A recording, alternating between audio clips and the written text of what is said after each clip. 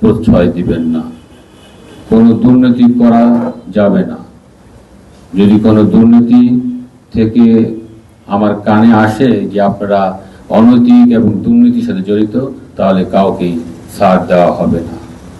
আমরা ফ্যাসিস্ট মুক্ত এই নতুন বাংলাদেশে যারা এখন অবস্থান করছি, আমরা ফ্যাসিস্ট মুক্ত বাংলাদেশ চাই। এই ফরিদপুর শহরে সব মশার বিরুদ্ধে সুরক্ষা দিতে এলো বসুন্ধরা এক্সট্রিম অ্যারোসল, মশার বিরুদ্ধে এক্সট্রিম সুরক্ষা। যারা ফরিদপুর ডিস্ট্রিক্টে যারা অন্যায় করছে, যারা সন্ত্রাসের গডফাদার, যারা সন্ত্রাসী, যারা চাঁদাবাজি, কাউকে ছাড় দেবেন না। এই ফরিদপুর শহরকে আমরা বাংলাদেশের একটি উন্নত এবং জেলার মূল রোডের হিসাবে পরিণত করতে চাই। ফরিদপুরে 9টি থানা রয়েছে। 9টি থানার ভারপ্রাপ্ত কর্মকর্তাদের প্রতি আমার নির্দেশ যে আপনারা ফরিদপুর জেলাকে বাংলাদেশের অন্যান্য জেলার চেয়ে একটি উন্নত এবং রোল মডেল জেলা হিসাবে আপনারা প্রতিষ্ঠিত করতে সহায়তা করবেন।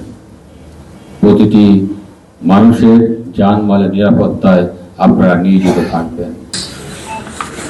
এরপর আসবেন শহীদ শামসু মোল্লার স্ত্রী।